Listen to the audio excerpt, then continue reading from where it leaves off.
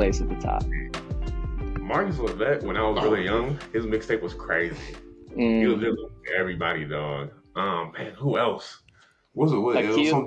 Akil Carr is one of them for me. Yeah, he had a crazy one. I think Gabe York. Yeah, Gabe Yorks was nasty. He kind of fell off though. Where Gabe York at? Gabe York played at he played at Arizona for a little bit.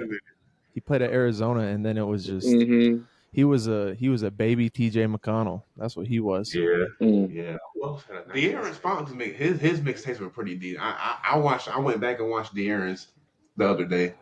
Who has some classic ones? But yeah, that's John Wall. John Wall is one of them. Like his is crazy. Austin Rivers. Yeah. Austin Rivers has one of the best mistakes. Aaron Gordon. That's funny that you guys say that, and Hills that you say that now, because if you go on Instagram, I've been seeing kids like they'll repost their like a picture of them and like it's like a half-assed write-up. And you go to the profile and it's like these, and it has to be run by like 14, 15-year-old kids because it just says cash at me $5 or $10 for a custom write-up. I'm like, bro, what? From so what? This isn't prep hoops or anything. This isn't this is some bullshit ass like Scout Pro Hoops. Like, dog, that this one is Sports Scene 1, has 166 posts, but it's just like DM for $10 custom write-ups. Your game, our words. They got to up their scam game. Yeah. And here's your $10 write-up. So-and-so is a 5'9" guard in the class of 2027, renowned for his explosive athleticism, sharp basketball intelligence, and tenacious lockdown defense, making him a standout on the court. That's your write-up. Like, hey, thanks for the intro, but can I get context? Yeah. Not even a video. There's not even film. You don't even get film with this. Like, dang, man, this kid's made some dough on some booty times. He made some $1,666.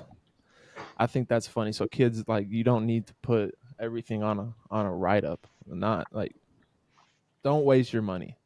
Don't waste your money. Just make a little highlight tape, man. Like, it ain't that hard. And like make a little 1.5-minute highlight tape. But they probably don't have the highlights to make it that long. That's the thing. No. No, man. There's no chance. I see some of that stuff. The whole culture is jacked up right now. Everybody want a video. Everybody want to be on camera. You know what I'm saying? I remember Balls Life used to pull with the camera to your game if you was nice. You know what I'm saying? You were looking the full thing, yeah.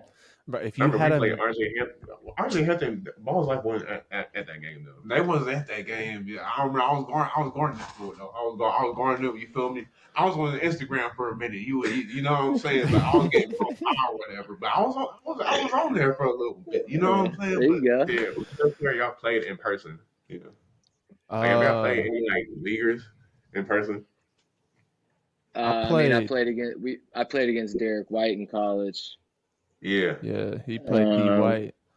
I played against Ronnie Harrell. This kid went to Creighton. Okay. He's from the Denver area. He played at, I think, Regis. Yeah. But we played him. It was Chauncey Billups' elite team, and we came out, smacked the hell out of him. Our 6'9" big man hit 5 threes to start the game. I'd never seen it before in my life. By like the third and fourth one he hit, we were like, Jesus Christ, Jade, what is good? I'm running down the court like, damn. Try to get them offers, you know what I'm saying? Right, I guess. It was at a team camp, though, but it was, that was the best player I ever played. And you guys might relate to this. You guys, like, I think about some of the best players I played against.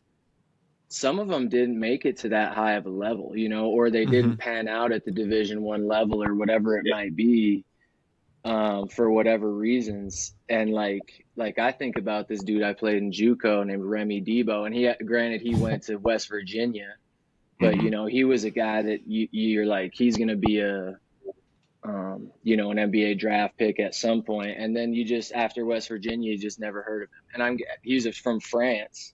So I'm guessing he went over and played in Europe somewhere for a while. But like, I think about some of the best players I played against, and you don't hear about them after like college. Yeah, yeah.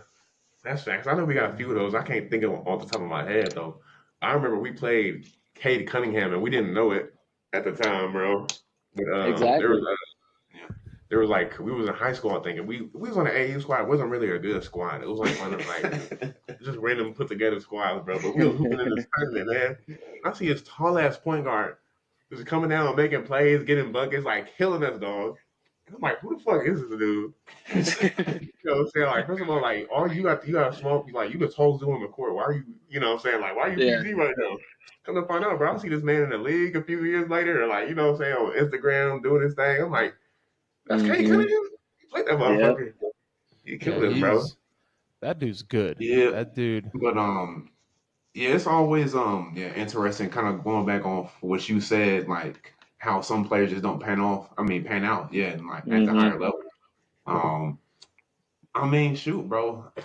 I think it's just different. You feel me? Like going into like that organized environment and being around like other like good players. You feel me? Like you could be as talented, you know, and as skilled as ever. You feel me? But like you're playing in the Hmm. system now, and you're playing. Yeah, you.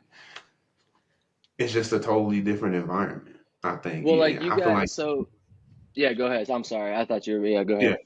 No, I just feel like you really gotta. I guess once you get to those higher levels, if you want to go farther, you really that I feel like that's gonna test your love for the game more than anything. Oh, Like, absolutely. do And you? Yeah, you guys are JUCO guys, so like you yeah, guys know that at that JUCO level, a lot of people don't understand how talented that level is. yeah. No, that's crazy. Think about some of those dudes you guys played against at the JUCO level, and maybe went D2, maybe went didn't Yeah, have the grades to go D1 and went NAI or something like that. It's like yeah, that's kind of what I've learned the longer I've been at the college level is you might not make it to that top tier level, that Division 1 level, whatever it might be, but you might walk past a dude on the street and he can give you 30 at any given point. You never know yeah. what that guy was capable of at one point in his life. Hmm. Yeah, literally, dude. Nah, hoopers everywhere, bro. Like, Hmm. I know D2 who was on bust everybody's ass. At Hmm. least in my opinion. Like, I ain't seen it all, bro. You know, at least for young kids who might watch it, bro. Like, it really don't matter where you go now, especially now, bro. You got social media and all this, bro. Like, if you're good, like, you'll be found for sure, bro. Exactly. Like, you'll be, yeah. Anywhere. That's and that's to, if you want to be real, that's y'all to a T. Because out of high school or even in high school, you guys didn't even have, bro. These two went to college for a year. They were freshmen in Yeah, freshman basketball or freshman students for Oh, a year really? in college, and and loved the yeah, game so much that they worked out religiously in during school as students, not student Mm. athletes, but as just students, yeah, and that's like you guys got found, and that's how it. You know what I yeah. mean? Luck just And fell, luck fell on me. You know what I'm saying? who was the guy that reached out? Was it what was his was it Golden? Was Yeah, that his Lamar. last name? Yeah, Mark Yeah, Golden, Lamar. dude, is Mm. how Yeah, we he's over. got. That's how we found these two during Yeah, COVID season. He hit up Shafe. Him and Shafe had like a relationship.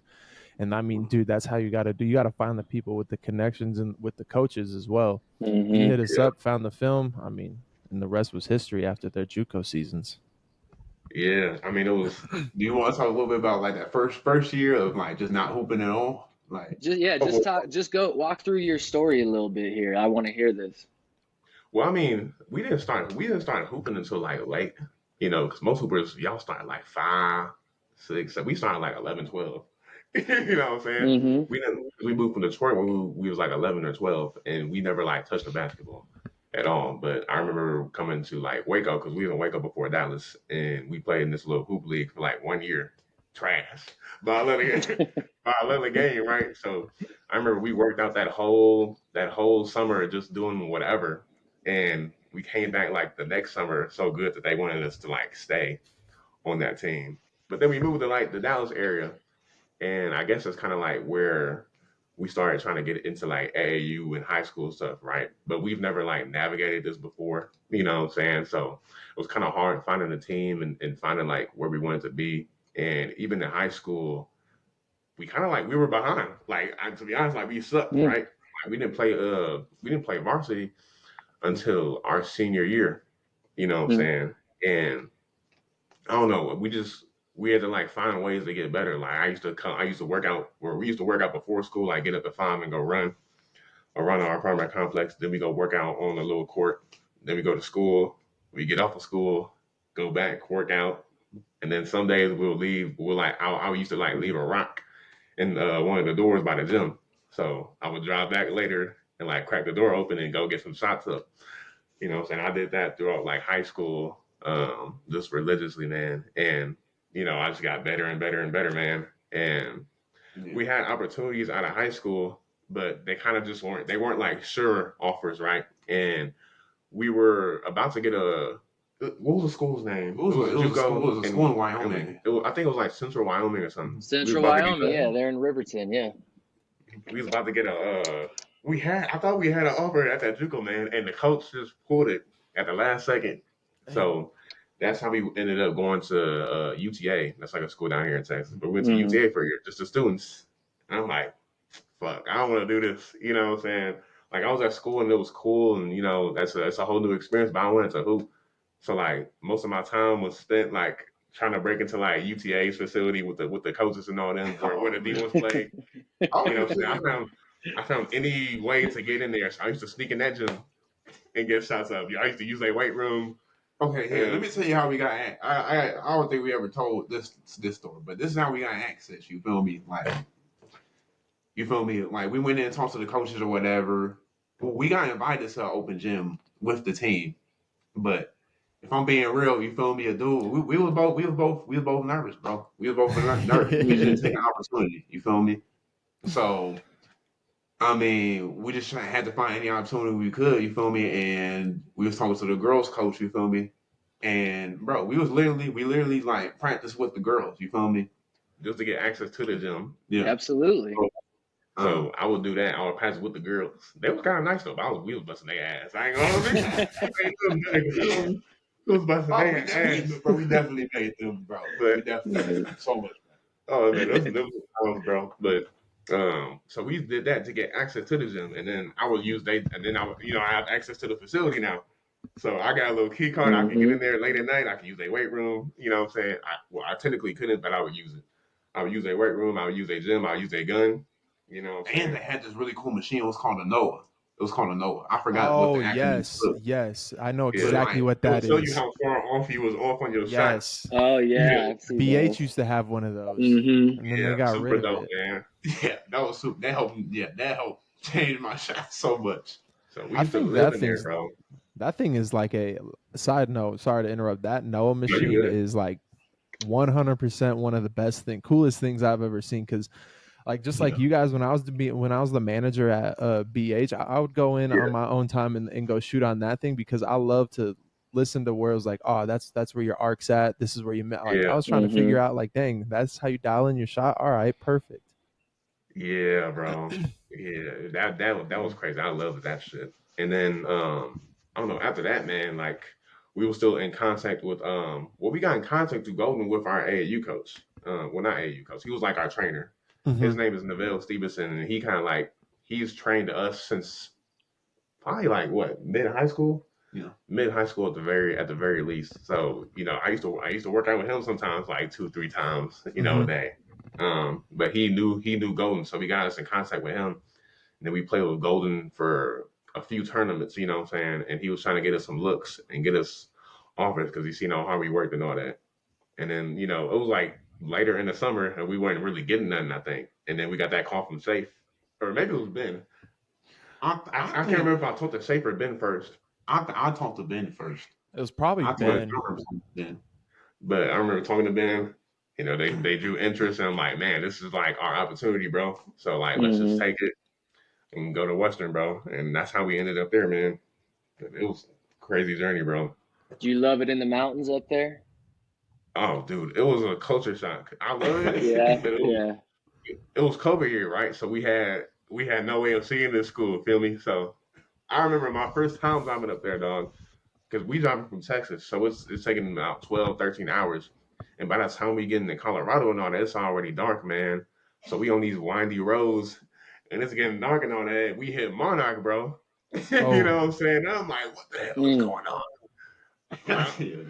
Like, what is happening? You got trucks coming around the corner fast as hell. You know what I'm saying? I ain't never been there before. If you ain't drive, yeah, if you ain't drive crazy. in the mountains, if you ain't from the mountains, if you from And the it was flatlands, dark. and Bruh, Monarch is your first mountain you have to conquer, bro. Good luck, boy. You know, bro. And then like, we got to the school eventually, and then like the next day, the sun's out now, so I can see where the hell I am. No, I'm like, like, where did I just commit to, right? Because I'm looking around, it's mountains everywhere, you know what I'm saying? And it's a small reclusive town, you know what I'm saying? Chick-fil-A 2.5 hours away. I'm like, whoa. I'm like, bro, where we do? You got McDonald's and Subway. And Sonic. And Arby's. No, Sonic closed down. Sonic had the roaches. Oh, it did? Oh. Yeah, Sonic had roaches, so it closed down. I was devastated, bro. What was your guys's? What was your first workout? What was your like? Damn, I can't breathe right now. Like I cannot find the oxygen in my lungs. So what was my first workout that like really, really like tested me, or just like my first workout in general? I guess like that tested you, that you were like, holy cow, this altitude is like, this is no joke. Well, I think it just might have been like an open gym, like just just doing open gym. Like you could feel it like immediately. You know what I mean? And I'm like, holy, we got asthma.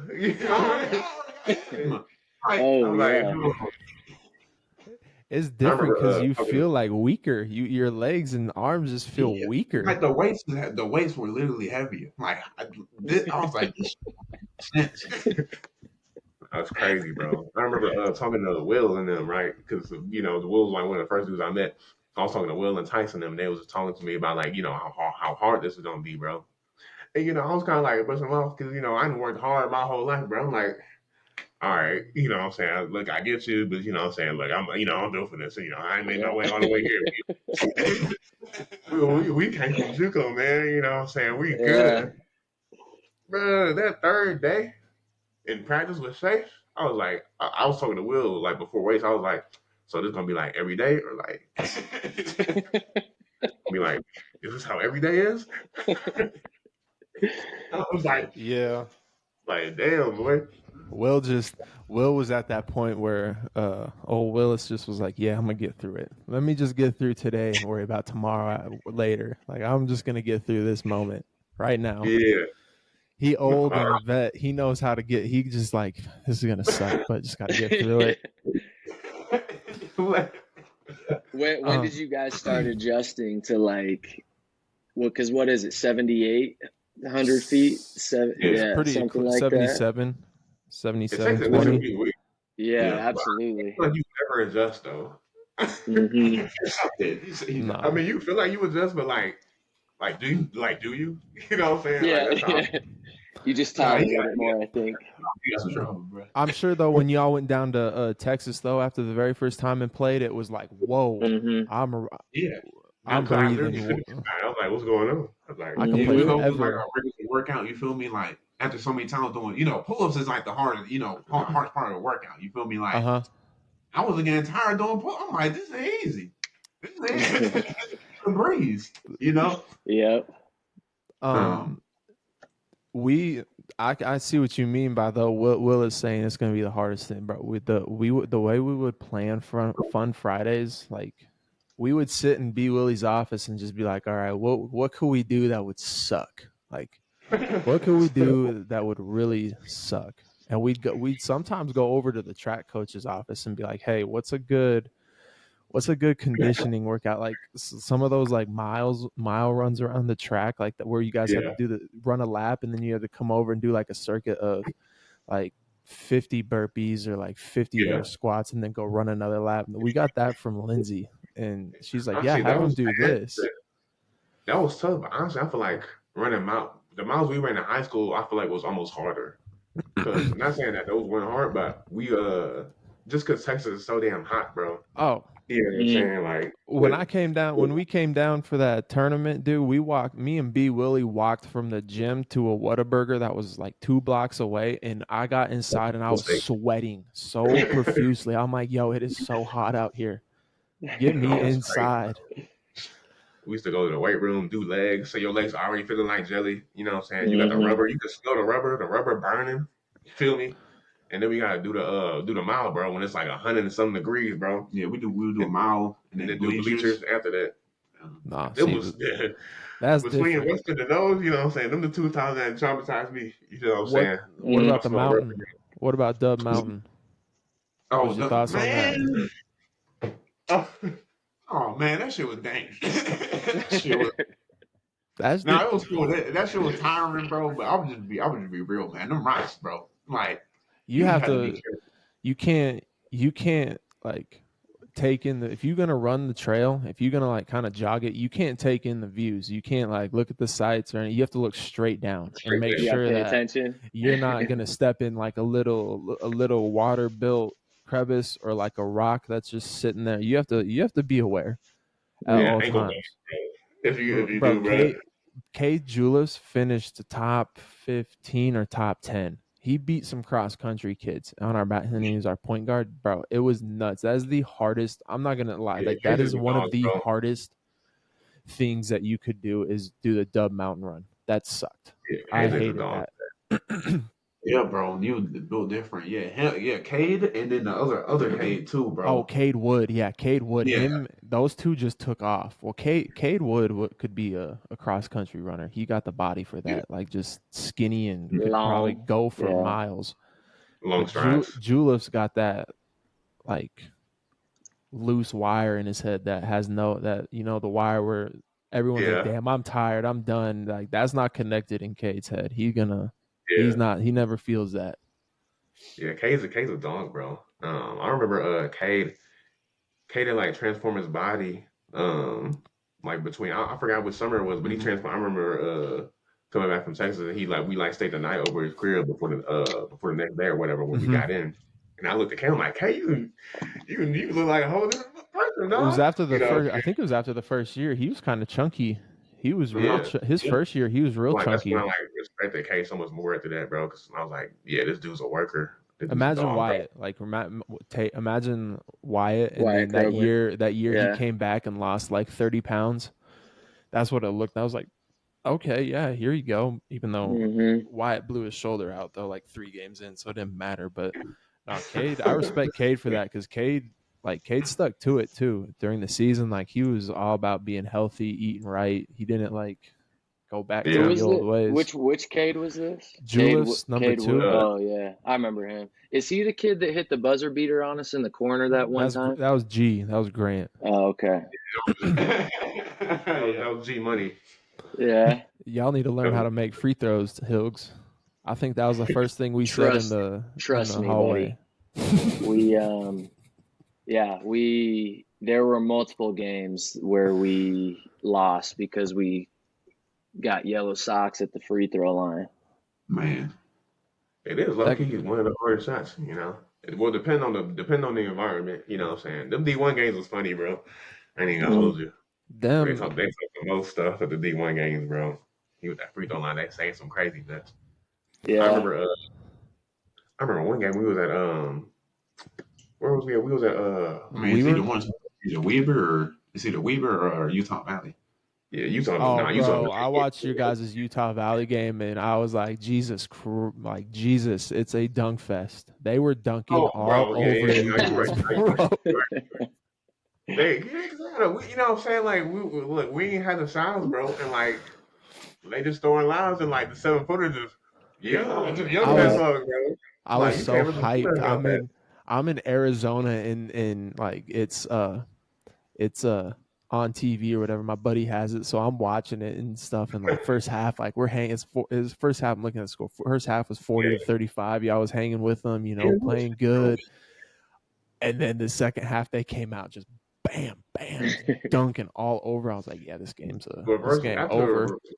they threw a reverse line. Like you caught it and with that, I was like, after that, I was like, dang, I don't know, it might be, it might be Nah, a dude came, bro. Well, I forgot his name. A dude came down. He got a steal. He hit the. You know what I'm saying? Damn, bro. They just started having fun. They started having fun in the second half. What was the biggest? I asked Avery this, but this was this was during season, so he had to kind of like jump around his words. And y'all don't play anymore, so this will be easier. What was the biggest difference between like our staff, Shave staff, and then the staff that you guys had your last year? Like, what was the difference? And like, you guys can be honest too. Like, you ain't gonna hurt no feelings at all. But I'm just curious, like, what was Shafe's? What was it like with Shafe, and then what was it like with Coach Claus? I feel like with Safe, it was like every day was almost like a mental toughness test. Instead of like hooping, you know what I'm saying? Because just because of the way practice would be structured sometimes, you know what I'm saying? We would come in and do all these, slides and closeouts and all this stuff that, you know what I'm saying, like kind of like just got us tired before we got into any competition, and I don't know, I feel like we got our bodies just kind of like ran down to a certain extent, you know what I'm saying? And I felt like Claus was a lot more intentional with everything really as far as like structure, you know what I'm saying? Like Mondays would be like kind of like a you kind of like leaning into the week, you know what I'm saying? You're not going too hard, but you're kind of getting your body revved up. Tuesday, Wednesday, Thursday, you know what I'm saying? We going at it.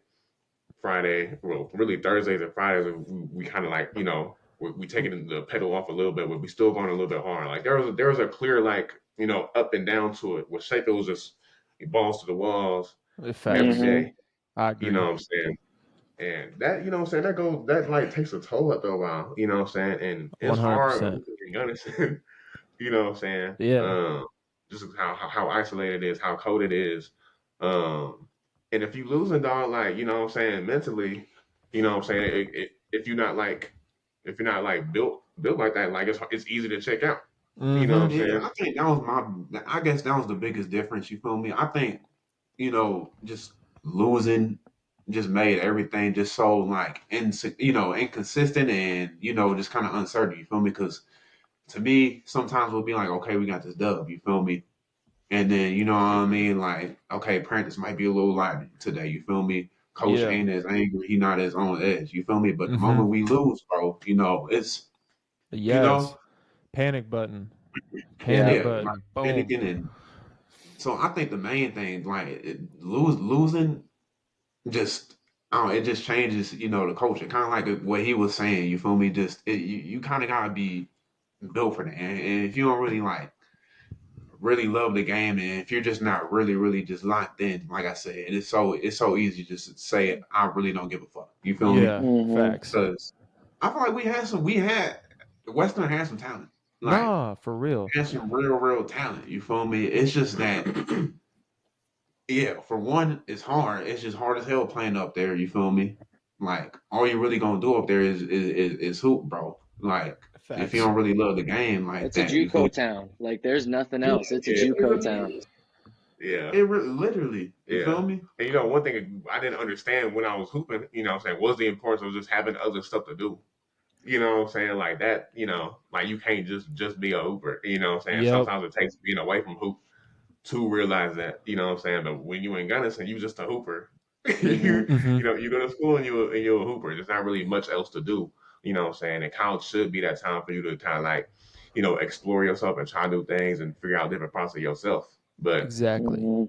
And see, I thought, and I look back at that year we won 5 games, my last year there, and after that Texas trip, dude, I was sitting there thinking like, dang, we're gonna be all right. Like we went into halftime leading against a top 5 team in the nation, West Texas, in the second game, lost by 15, but like I felt like we got better. I wish we would have handled that weekend against those NAIA teams better. Like, yes, we lost to not two like very good teams.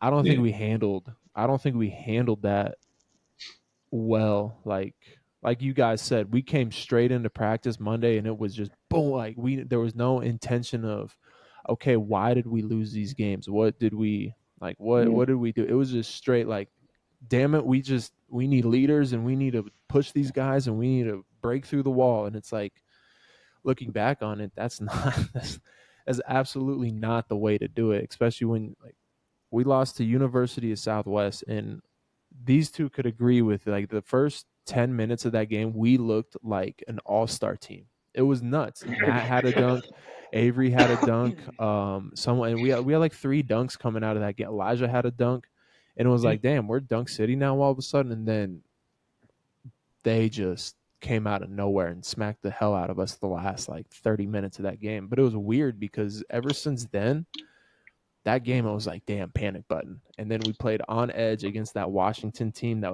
we had no business. Like they had no business beating anybody, and they beat us by 12. And it was like, yeah, after that we hit a stupid panic button. Yeah. And what do you guys feel like?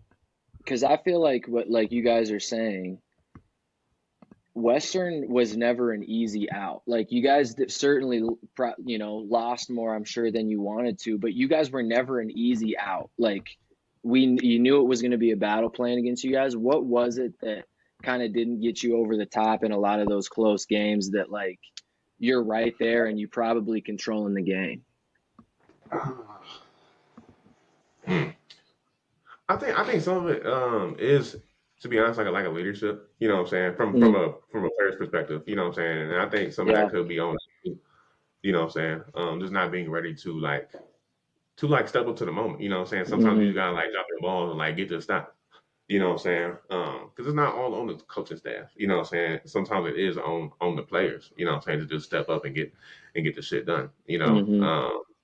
So I think some of that was on us. You know what I'm saying? At least from my perspective of just not stepping up to the moment and being like a leader and like, all right, let's get this win. You know? Yeah. I don't know what you think. I mean, maybe. Yeah. Go ahead. I'm kind of a little bit both ways. You know what I'm saying? I'm not playing no more. You feel me? But I think some of the rotations I think could have been better. You feel me? In those last moments. You feel me? Like that was just my main thing. Just those rotations, bro. I just don't think they were right all the time. You feel me? I agree. Especially for some of those moments. You feel me? Shit. I don't know. Fuck. I'm shit. I'm gonna be real, bro. You feel me? Like obviously I was playing behind Matt. You feel me? But man, I just feel like I had a lot more to. You know what I'm saying? I had a lot more to give in some of those years, bro. And I kind of look back at it. You feel me? Like my best year of hoop was probably my JUCO year. And I think the reason I was so successful that year was because my coach he instilled so much confidence in me. He saw all the work I put in, and he made me like really believe that, you know what I mean? Like, yo, you can do this. I'm like, I trust you. You feel me? Like, you go out there, you fuck up, bro. Hey, look, listen, we with you. You know what I mean? And that just helped you know what I'm saying, elevate my game. Sometimes going into a game, you feel me? Like I felt like I really couldn't, you know what I mean? Like play up to potential that like I know I could have. You know, it was kind of I feel like I always had like a back and forth between me and Shafe. You feel me? Like there was always like y'all like you guys had a shorter leash. Like let's be real, y'all's leash was much shorter, as in the sense of like one mess up on the court, one turnover, or one defensive miscue. Like Jaelan didn't stunt the gap and get back. Like because let's be real, our stunt and closeouts were ridiculously hard. The angles we were making you guys try and close out to, and we had tried to adjust that after a little bit because it was like, man, this just doesn't make sense to have him stunt to the middle and then close out to the outside shoulder. Like he getting beat 90% of the time.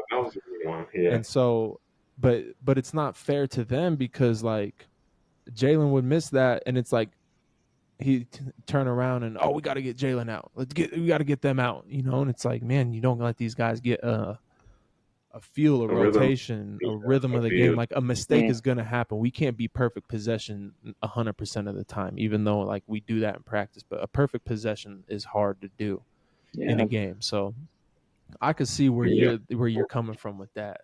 Yeah, and I'm not saying that like, you know, me getting more PT would have changed everything. I just know that the work I put in, you feel me? I just trust in like the work and the effort I put in. And you know what I mean? That's it, you feel me? And I genuinely feel like, you know, like I could have like made the squad a whole lot better, you know? I think too, motion is hard to run in.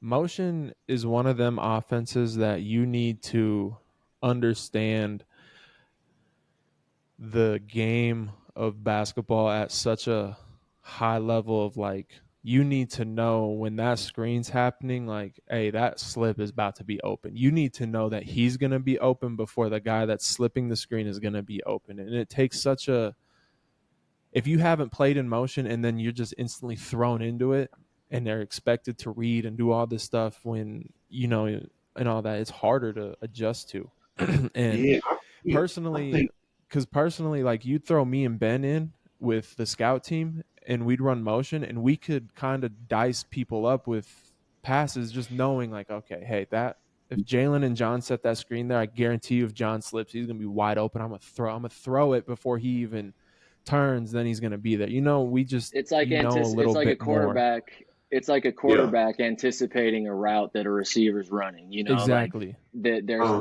They're kind of throwing them open. And that's what um, motion is. It's an anticipation, a read and react type offense where like I feel like we could have been a little bit better in different yeah, looks. I think that we practice a lot of motion, but I don't think we practice it enough like really like live. We drilled Yes. it like not, you know, during practice, but like live is Mm. when you really like get to understand those reads on the fly. I think we should have done that like a lot more, just doing it Mm-hmm. more so live. That would have helped out like a lot more. Yeah. No, Well, and I'll tell you what, like just scouting you guys and being an opposing coach, kind of especially in late game type situations, there wasn't actions being run to like get you guys downhill or to get the ball into the paint somehow and then get a kick out for a three. It was a lot of like run Ragsdale and Rembau off screens. Yep. Use a lot of you other guys as screeners. And so we knew if we locked in on Ragsdale and Rembau that a lot of times there wasn't opportunities being created for you guys to make a play as well because you're more mm-hmm. than capable. You guys were both matchup problems. You know, you get Mm-hmm. a smaller guard on you guys, take them to the post or get them into the paint somehow. If you get a big on you guys, you can pull them out and take them to the cup. You know, Yeah. so we knew kind of, especially late game, if it was a close game and it was kind of becoming more of a chess match, we just got to stop Ragsdale and Rembau because we didn't feel like actions were going to be run for guys like you. Yeah. Yeah. Preparation Yeah. wise, we could have been way better because when you say that, like we would play like we'd play the D1 game and then, you know, a couple games before we'd even throw in like 3 or 4 sets. You know Yeah. what I mean? Yeah. That And was it's another like difference. that's My bad. Too. no, you're good. Looking back at it, it's one of them things like, you know, we need to have that coming in. We need to be Yeah. prepared coming in like, hey, this is our book of sets. This is what we going to stick with. This is what we going to Yeah. find true. If we see stuff we like, we add to it. And Yeah. that going off to what Jaelan was saying earlier, I think that right there would have been a much bigger difference because then instead of throwing a set in a week before a game and you're getting 20 reps during the week, Mm. when you could have had a close to 80 reps in the off season, 100 reps in the off season, you know, Yeah. there's differences there because now it's different reads, different structure, all that stuff.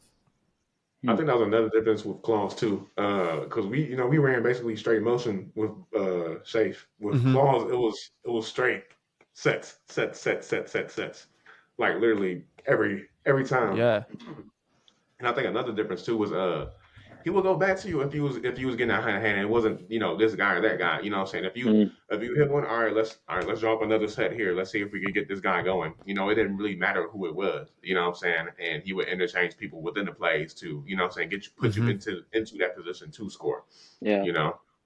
So I have a question for you now, because this just popped into my head. West, because you guys were in one of the most unique situations before his first year. That summer was crazy.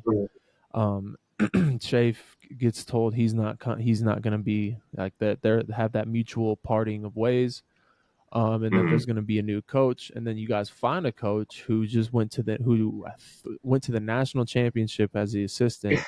He's your guys' head coach for 2 weeks, does drastic things, like tells people, get out, you gone, all this stuff, and then he dips. Like, I want to know what you guys because I talked to some people about it in the middle of the season, and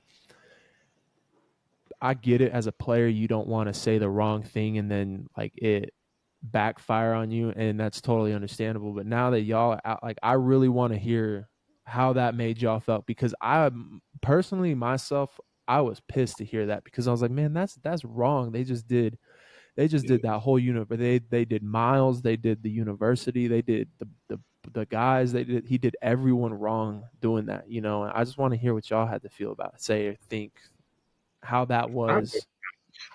I thought it was crazy, bro. I thought it was crazy, dog, because it like threw so much uncertainty into the situation. Exactly. You know what I'm saying? We think, all right, we good. This is what I'm preparing for. All right, this, I'm preparing for this new system. How this dude wants to play. So you got to switch the way you work out a little bit. And then boom, he just gone. And then you see a few of your homies gone too, right? Because he ain't booted them off. So you're like, what the fuck? You know what I'm saying? And we have no coach for another few weeks, so everything's just disorganized. You know what I'm saying? And just everything's out of whack, bro. So I thought that was whack. Who did he boot? Though, I don't blame him. I always see two sides of everything. Gunnison and stuff, but you shouldn't have booted people dudes off the team before you did that. You know what I'm saying? Yeah. If you're gonna commit, bro. Like, don't kick nobody off the team. Don't do this. Don't like play with us, bro. If you're gonna be here, be here. That was my thing. And that's my beef. Is because it's like, I understand Gunnison's tough, but bro, see it through a year at least. Like, see it a year at least. Like, you committed to this school. You did the time. Like, Miles spent hours interviewing people and was like, and he has to go to a board of people that says, hey, he goes, man, this is the guy right here. This is the guy that's going to turn our school around. This is the guy that's going to, I'm high on him. Let's hire him. And then it's like 2 weeks later, see ya. It's just a tough look, because it's like someone put so much word into you to entrust, like, I'm gonna hire this man, and then dips. But who did he boot? I know who did he send home? He booted Gino. Who else left that year? DC. I heard DC got booted but came back. When he took away, I think he took away DC's scholarship. Oh yeah, that's right. Just crazy. Though, that was some messed up stuff. I think that was the main. Y'all still talk to Gino? Yeah, well, I haven't hit him up in a while, but you know what I'm saying? Like, Gino, I always like watch Gino stuff when he like posts shit or whatever. You know what I'm saying? Like, you know how we are as dudes, bro. We don't have to talk to each other. It's all good when you hit him up. All right, so last thing. These two, Tate, you think that so Tate, when he was in college, would walk around thinking he's all big tough guy, like he'd be flaunting his chest around. This is not true. Be in the weight room. Hey man, you need to go do the chest comparison with Jaelan. Have that man do what's that drill we did? Drives versus pressure. What's that? So it'd be me and Ben, or like me and B Willie, and these guys would be on the wings. You'd have 4 lines. You have the top 2 slots and then the wings, and they'd have to V cut to get open, and they couldn't dribble when they caught the ball or anything, and we'd be hacking the piss out of them, holding on to them, trying to, like, when they're V cutting, just they had to get open, and then Shafe would be underneath with a pad and just, it was like kind of it wasn't even more of a skill drill. It was like our fun kind of be kids type of drill. Toughness drill. Fun toughness drill. Of a fun toughness drill. And bro, Jaelan would hit you so like in the chest with his shoulder, and it'd feel like a brick. It'd feel like a brick was hitting you. And it is the strongest dude I've ever seen. How many push-ups would you do a night? I mean, during that season, it was like 150. Right now I'm doing like 200. Both me and, you know what I'm saying? Me and my bro, we're doing like 200 a day. That's just like. Don't y'all do do you guys do the wide grip ones? Where you're whatever. Yeah, we'll switch it up. You know what I'm saying? But I got it from like they used to bust my ass, bro. Like it was a New York dude. This motherfucker would shoot everything and make everything. Like we played 21, and he won the game like 20 shots ago. But I asked him how much he got, he'd be like 4. And then boom, you know what I'm saying? Like, he's a kid busting my ass, bro. He's like really like a mentor, bro. But he's the one that kind of like made us like want to get in the gym more. Like I always want to shoot better than him. I still don't know if I can shoot better than him. Maybe you guys have an old head in your life that you could just never beat, but that was my old head that I could just never beat, bro. Yeah. But yeah, he just got us on that push-up diet. He was just like, I was just like, yo, what do you do to get like so big? He said, I used to do push-ups every day. He said, I used to do 500, man. He was probably capping. He was probably capping.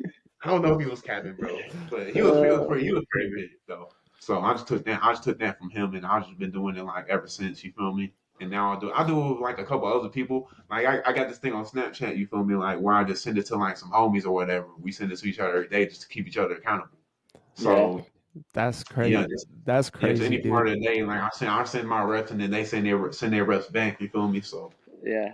So no, I mean, both you dudes like 6'4", and like I said, what are you 200, 215?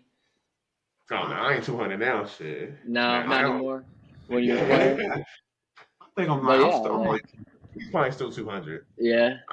You know what I'm saying? He's different. I eat a little bit less than him. I'm probably about like 190, 195. So Hills, the wildest thing it would take me a minute when these dudes first showed up on campus to kind of like, okay, which one's John, which one's Jay, and I started like you start figuring out, but it's hilarious because when they showed up on campus, when I met them, as polar opposites, bro. Jay had the short hair and John had the long hair because he put some red at the end of his dreads, and I'm like, thank God someone we have a distinctive tell between the two of them. You guys are very identical twins, like very, very. I had to question it right when they logged on. I was like, okay, I know this.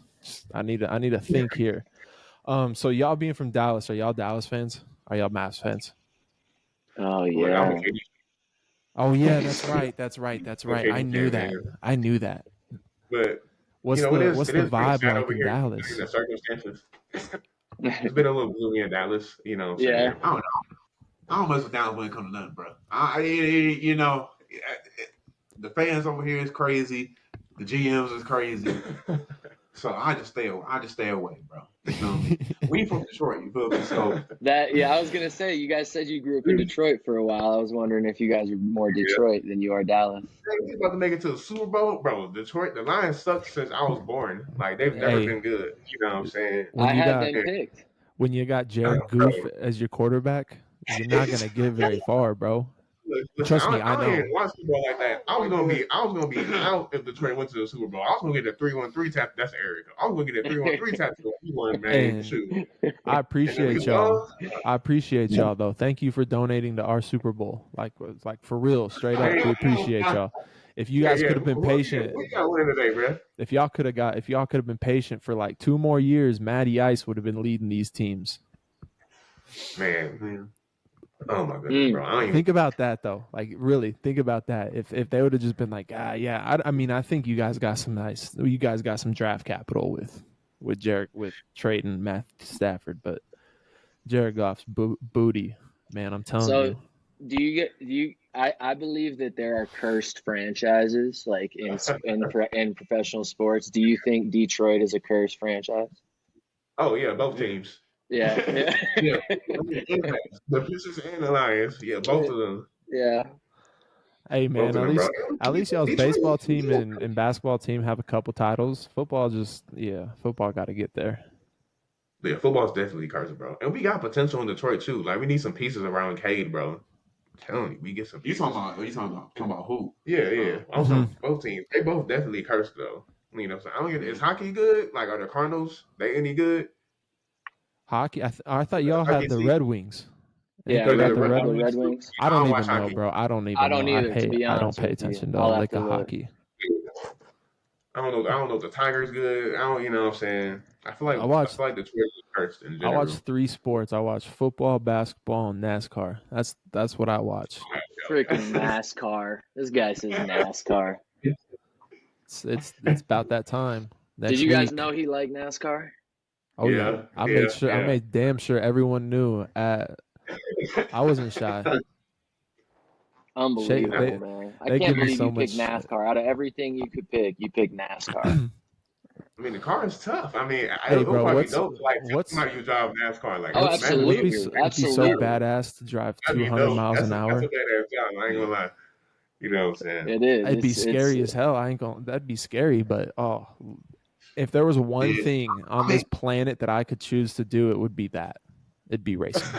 really. You'd pick Absolutely. that over being an NBA player? Absolutely. I'd pick being Middle involved range? in Yeah, there's no I'd job be security. racing.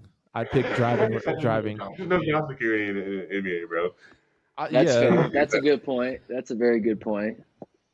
You and NASCAR, I feel like it's just you. It's just you and whoever changed your tires. I don't know NASCAR, but like, shoot, if you got a good team changing your tires, you good, bro. I don't know Shoot. why I don't know why. I've just ever since I think it's my dad got me into it, and then collecting cars when I was a kid and all that stuff, and I'm Yeah. like, damn, that would be so fun. Like, there's a new game coming out this summer, man. I'm gonna buy me a wheel, and we're getting busy Mm. with it. Oh yeah. but dang, I mean, shoot, is it okay? I gotta say this though. Like, is it really like a sport though? Yeah, it's a sport. I can see your argument, I can see your argument, but you got to Yeah. admit these dudes' reaction times are nuts. Like, No, imagine, that's undeniable. Yeah. imagine, You can't. and two, they lose like on a hot. It's hot. There, you got to think there ain't no AC in that car. There ain't no music in that car, so it's a boring ass. It's a It boring might be ass a sport. 500 miles. But you losing like 10, 15 pounds a race in that. So I don't know. Like, you could qualify it as a motorsport. Like, I guess it would be more motorsport, car racing. See, I just had to throw that. I had to throw it in there. No, I'm not throwing We any shade or appreciate that. It might not be felt from Bush, but I appreciate that question. no, I agree. It's a tough out. But nah, dude. The only reason I say it is a sport and is because all four of us ain't no damn way you throwing us in one of them cars and we could make a lap doing what they like around Oh other no. car, maybe by ourselves. If you build into it, you could, and you build up that confidence and you're the only one on the track, then yeah. But you get thrown into that car with 36 other cars around you, fuck no, dude, I'm shitting my pants. Like, Well, I mean, we got some NASCAR drivers in Dallas. You know what I'm saying? Shoot, that's how they be driving. y'all's highways is the craziest. They tell us don't be Yeah, speeding on the highway, they can get you from above. Like, what? Crazy. Dallas is one of the more difficult cities I've ever driven in. I can't lie to you. If you can drive in Dallas, bro, you can drive anywhere. Like Yeah, Colorado was I'm like, yeah, like, you know what I'm saying? I ain't driven in like traffic in Dallas, bro. it's so hard not to get some road rage down here, bro. Like, listen, Oh, don't I nobody know. let you over. You feel me? Like you find that like the whole time just to switch lanes. Like, Hey, Hmm. facts. and this train, you know what I'm saying? Like, you gonna do like an hour and a half if you live like or do work in downtown Dallas. Just say you feel me? Like that's gonna be a whole hour. It Hmm. might be an hour and a half just to get to work, and you might live 30 minutes away. Yeah. Hmm. See, That's crazy. that's It one You is thing. know? crazy. Tucson is a tiny ass town, but the people that drive in Tucson are so awful, so awful. I swear, we were driving on the freeway one time, going like 50 miles an hour, and this guy in a Dugatti motorcycle came blowing past me at like 90 to 100, and Ducati. whatever Come the on, hell, buddy. whatever the hell the name of it He is. said Ducati. And Yeah, this dude, I was like, is Bugatti something different than Bugatti? this dude's I was like, bike, he was hanging on for dear life, and I'm like, why is this guy going so fast? And Max was probably 5 minutes ahead of me. He texted me, he's like, bro, this dude on a bike just flew by so fast. I was like, I know, he just flew by me like 5 minutes ago. I'm surprised he didn't die. The way he was curving in and out of traffic, dude, he was asking to be carried off a highway on a stretcher. People that ride those crotch rockets, man, they live a different life. They are not afraid of anything. Wait, say that one more time. What you said there was what? A crotch rocket. You ever heard that before? You never heard of that before? Never heard that before. That's a term up here. That's that's what we call them out here, crotch rockets. Oh, that's Crotch funny as hell. rocket. I'm gonna start using that. I'm gonna pull that out next time I see it. Hey, I got a question for you guys, and this, I know we're getting into an hour, but I just want to ask you one more question because I've recruited the Texas area a lot and just been down there. What was the adjustment for you guys? I guess because Texas has a very distinct brand of basketball. If you ask me, like you can tell when dudes are from or have played in Texas. And then when you hop up to kind of the Colorado area, what was the biggest kind of difference that you guys noticed? I guess what do you think the brand of basketball was for Texas from your perspective? So I live in Denver, Colorado now, and I'm around Colorado basketball a ton. And I guess just real generally, the intensity on the court on both sides of the basketball, especially the defensive side, but also the offensive side in just Texas and kind of more Dallas, I guess, is where I've seen it's not even comparable to what it is here. Like it's full court pressure. It's guys that are getting physical on the basketball, off the basketball. That's I guess generally what I would say. I'm sure there's other things too, but that's the first thing I notice every time I go down to Texas. Yeah, I say that, because I'm pretty sure if you guys are coming down to Texas, you guys are probably going to like Duncanville Fieldhouse or maybe I'm trying to think of some of the other places. Yeah, for sure. No, you're right. Really, where you have all those big tournaments, maybe Bob Knight. Yeah. All those places are like kind of like I wouldn't say they're closer to the inner city and you know what I'm saying, like dudes are just hungry, you know what I'm saying, when you plan and coming from those areas, I feel like that's what you get when you're coming to Texas and when you're coming to those tournaments. And I don't know, I think you're right about that, like that level of intensity, you know what I'm saying? I guess one of my biggest things was just like even like that mentality, you feel me? Like I mean, even coming from like a JUCO, you feel me? Like I was used to like coming to Western. I was expecting, this is a higher level. I was expecting dudes to talk shit to me. You feel me? Yeah. Like like We didn't have that. Motherfuck me. I was like, all right, let's do it. Like I was, I think Fort Lewis was probably like the closest team to. Oh my god, I still hate Fort Lewis. They all talk shit, man. Like they were nice. They were really good. They were good. Players talk shit, bro. The coach talk shit. They all talk shit. They all talk shit. But I like that. You know what I'm saying? I just elevated the game to me. You know what I mean? I guess that was like the biggest difference. You feel me? Like,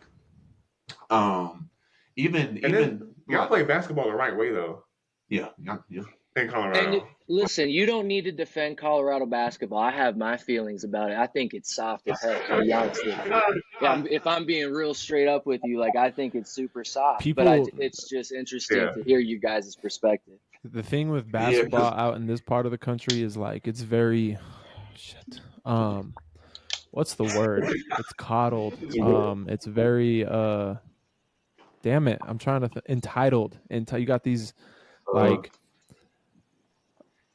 there's some people might take this the wrong way, but in some places you got those rich entitled kids that like think that everything needs to go for them, or everything is for them, and it's like they go see a dog for the first time in their life, and he's fouling me, but he's reaching, he's pushing me. Like, bro, man up. I hear you doing a lot of crying. That's what I hear. Like, go fight back. Damn. Like, I don't go punch him, go elbow him or something. He pushing you, go push his ass back, get a tech. I don't care. Like, fight back. Shit. That's the biggest thing. Like, if I'm on a team that's getting bullied like that, me and Clem will both be like, you see that foul count up there? How many fouls you got? One? How many fouls you got? None? How many fouls you got? And they'll be like, no, well, I thought we're doing good. Like, no, go hit somebody, go hack somebody. You're not playing aggressive enough. It's too soft out here. Even like this year, you feel me? Like we were practicing. It was one practice, you feel me? It started to get a little heated, It was like me and y'all don't know Drew. I don't think you know Drew, but it was like me and Drewski was kind of going back and forth. And I'm like, bro, I love that. You feel it just elevates the game. You feel me? Like Drewski and shit. I'm like, all right, oh man, he hit a good move.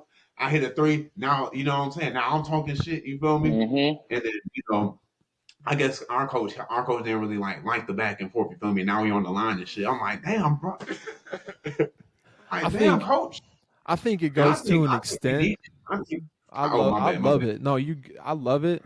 And then it's like to a point where it's like, sometimes it'll get to a point where dudes, it's like, bro, just shut up. Like, oh my God, that happened 30 minutes ago. Can we move on from that? Like, y'all can talk about that in the locker room. I don't care. Yeah.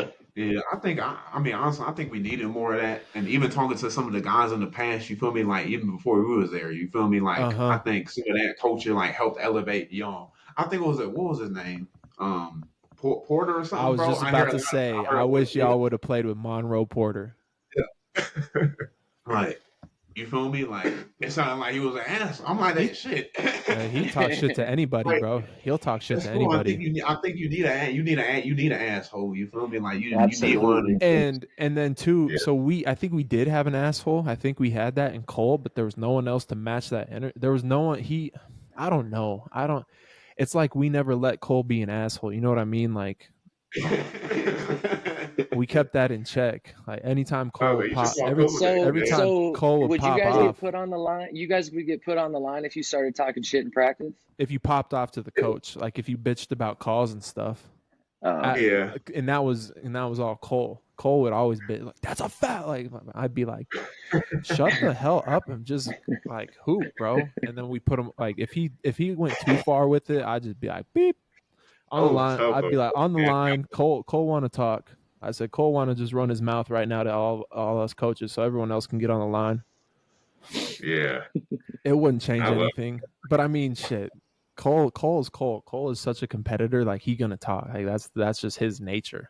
He's going to talk. Yeah. But I wish we had a couple more of those guys, like Jaelan said, is some dudes that weren't afraid to just mouth off even if they were getting their ass bust. Yeah. That's facts.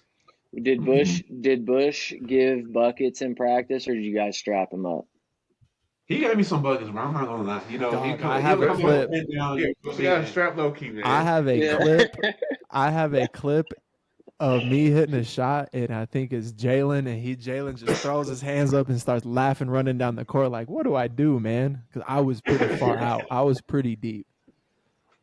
I'd always try and go at Matt. The only person I try and go at is Matt, and I beat Matt in a 3-point contest. That can be stamped, that can be signed and certified. These boys were there; they witnessed it. So you got something, man. You gotta get Matt on here.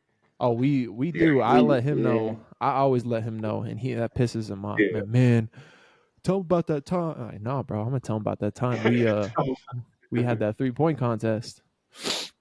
Did you like bust his ass, or did you like squeak out a win? I didn't bust his ass. It was close, bro. Okay. Matt's tough to play. Like, that's a tough. But the thing is with Rags is I knew how to. I could win the battle before the war even started. Like I could win before. I would just be in his head the whole entire time, like just talking the whole time before, just yapping and yapping. Because I knew that he would that stuff gets to him a little bit. He'll think if you if you talk to Matt before he gets hot, you're good. But if you're talking to him when he's in rhythm and he starts lighting it up, it's sad. Got to catch him before the flame ignites. Mm-hmm. I think you gotta make him laugh. I think if you make him like laugh a little bit, it kind of throws him off. You hit him with some funny shit. You feel me? Mm-hmm. That's you. Well, that's me too. You hit me with some funny shit. Oh yeah. He gonna miss every shot. Well, Every shot. shoot. All right. Hills, I know you got that. You got a workout to hit up to. Yeah. This is gonna be released after the Super Bowl, but what's your Super Bowl picks? Who you guys got? I got Eagles. I love Eagles. They're the closest game to Detroit. You feel me?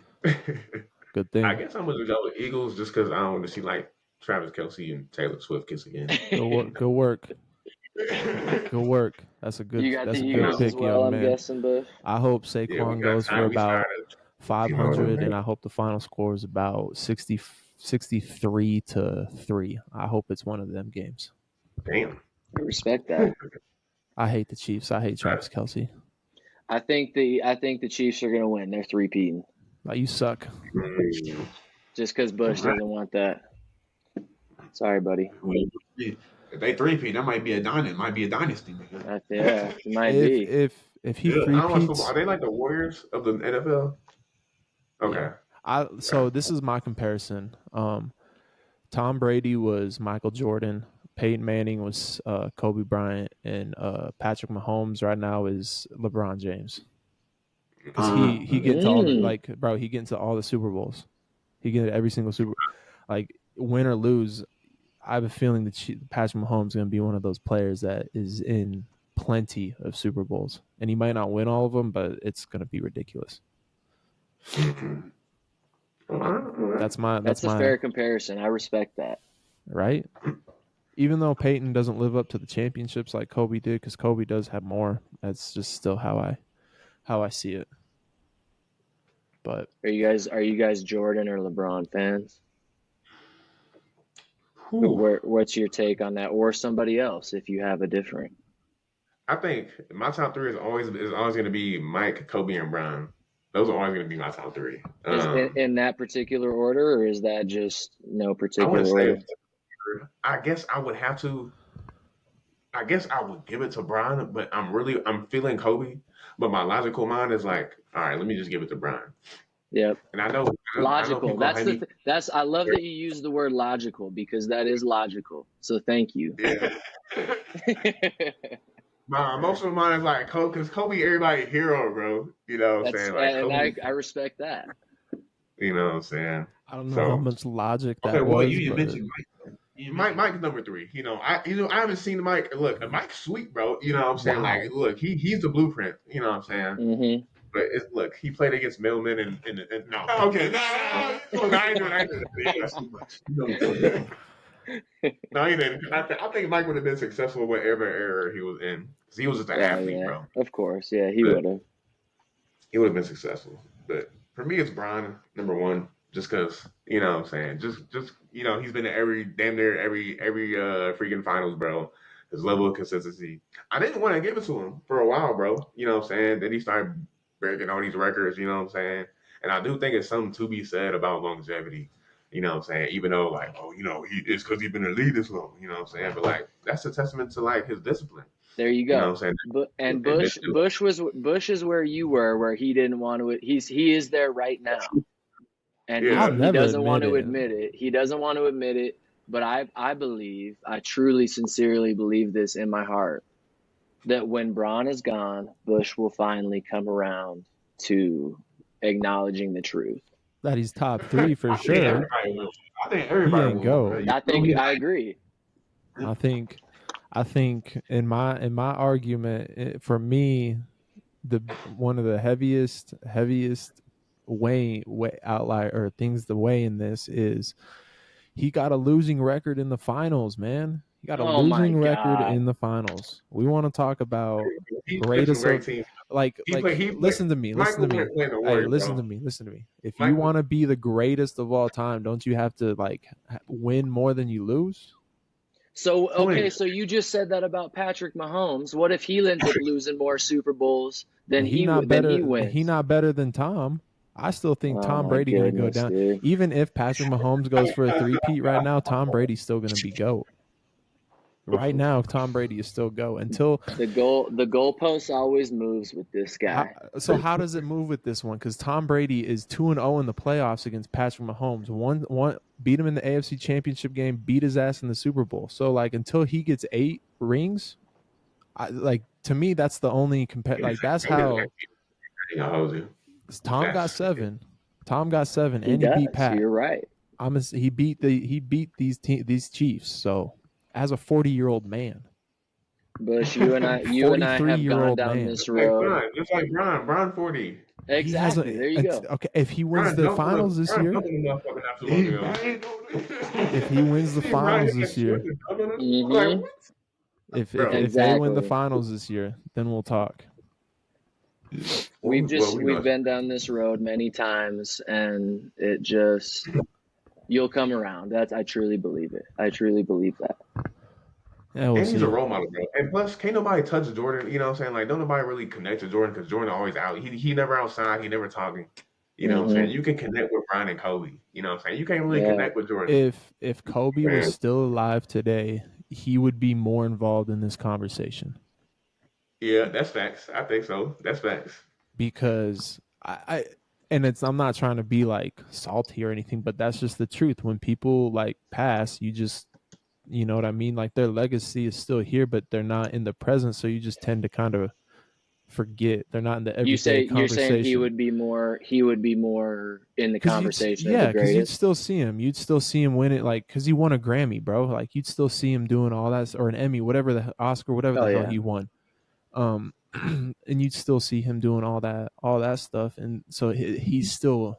I'm not saying Kobe's not relevant, but he'd be more relevant because he'd be alive, if that makes sense. Yeah. I think he still is very much in the conversation, to be honest.